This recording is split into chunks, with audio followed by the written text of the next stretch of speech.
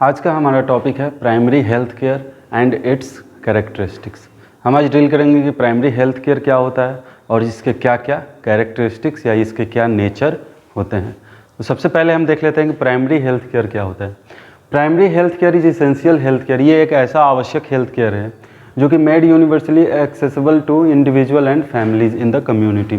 जो भी कम्युनिटी में लोग रहते हैं या जो भी फैमिलीज रहती हैं उनके लिए ये बनाया गया है प्राइमरी हेल्थ केयर। इसका मीन्स क्या है, acceptable to them through full participation and at a cost that community and country can afford.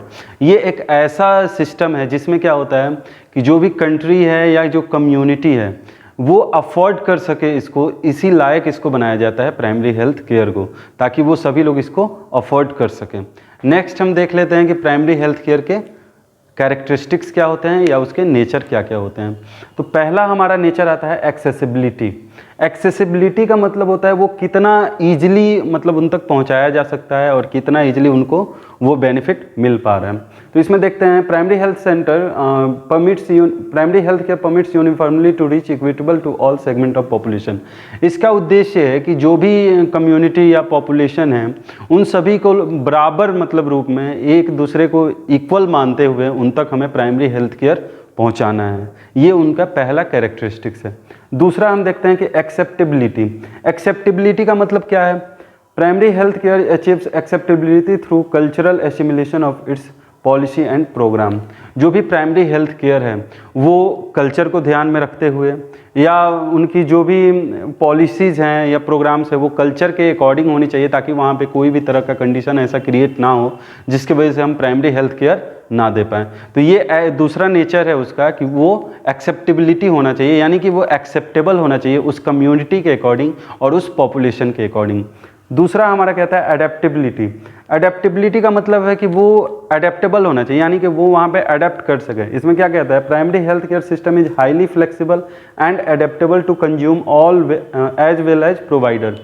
जो भी प्रोवाइडर हैं या जो कंज्यूमर हैं उन दोनों के लिए वो इतना फ्लेक्सिबल होता है या इतना अडेप्टेबल होता है कि वो ईजिली उसको गेन कर सकते हैं या अचीव कर सकते हैं।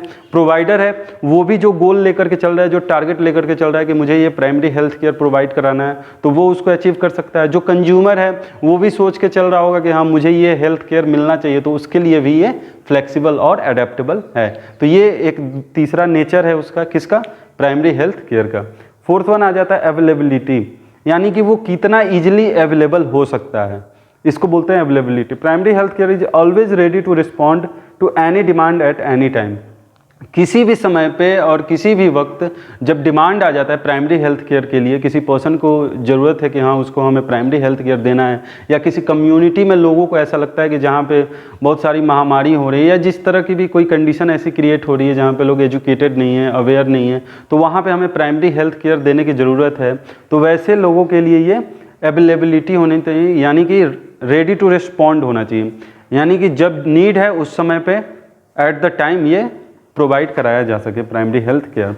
नेक्स्ट आ जाता है इसका कैरेक्टर क्लोजनेस। क्लोजनेस का मतलब होता है कि इसको इतना क्लोज करना चाहिए ताकि मतलब जो भी पब्लिक है, पॉपुलेशन है, उनके क्लोज होना चाहिए, ताकि उनको इसके लिए ज़्यादा मेहनत ना करना पड़े, ज़्यादा उनको इसमें दिक्कत ना हो। कैसे, primary health care is close to people at their door steps.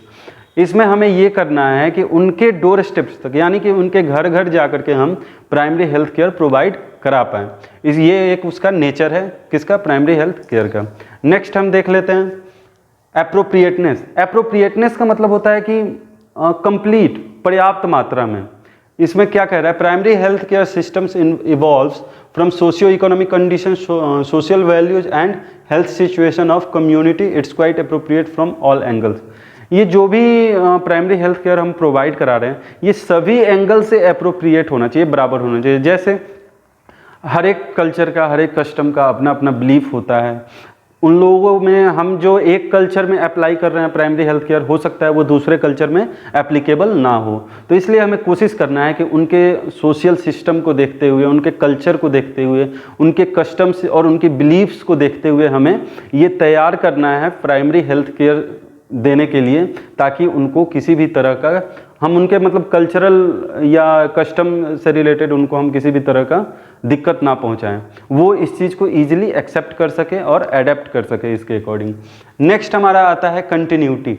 Continuity का मतलब क्या है, हमें लगातार इस चीज़ को जारी रखना है और कंटिन्यू रखना है। जैसे it is continuous service which extends from womb to tomb, ये एक कंटिन्यूअस सर्विस है जिसमें कि हम लगातार देते जाते हैं। ये जन्म से लेकर के मरने तक के लिए, ये दोनों में एप्लीकेबल होता है। जन्म से लेकर के मरने तक के समय तक हम प्राइमरी हेल्थ केयर देते हैं। And address the changing needs of an individual in all situation of health and disease, जो भी उनके हेल्थ और डिजीज में चेंजेज आ रहे हैं, उनके जो भी कंडीशन सिचुएशन में चेंजेज आ रहे हैं, उस कंडीशन में भी हमें कोशिश करना है कि प्राइमरी हेल्थ केयर हम इजीली प्रोवाइड करा सकें। तो ये एक उसका नेचर है कि ये कंटिन्यूटी मेंटेन करता है प्राइमरी हेल्थ केयर।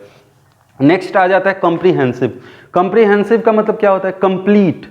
इनकम्प्लीट नहीं होना चाहिए, वो कंप्लीट होना चाहिए, उसमें कहीं भी किसी भी तरह की कमी नहीं होनी चाहिए। वो जितना नीड्स है सामने पॉपुलेशन को या कम्युनिटी को, उतना हम उनको प्रोवाइड करा सकें, इसको हम बोलते हैं कॉम्प्रीहेंसिवनेस। नेक्स्ट आ जाता है coordination. Primary health care is dependent on intersectoral coordination and community participation. Primary health care जो है ये क्या करता है कि इंटरसेक्टरल कोऑर्डिनेशन बनाता है, जैसे या मतलब इसमें कम्युनिटी का पार्टिसिपेशन यूज करता है। जैसे मान लेते हैं कि किसी जगह पे कोई ऐसा कमी चल रहा है, जैसे एनीमिया से कोई लोग वहाँ पे ग्रसित हो रहे हैं, या किसी भी तरह के डायरिया से बहुत लोग परेशान हो रहे हैं, जो भी बच्चे हैं डायरिया से बहुत ज़्यादा डेथ हो रहा है, या और भी बहुत सारी प्रॉब्लम्स हो सकती है। तो हमें वहाँ पे क्या करना है, लोगों से कम्युनिकेट करके, पार्टिसिपेट करके हमें उस प्रॉब्लम को सॉल्व करने के लिए सॉल्यूशन निकालना है।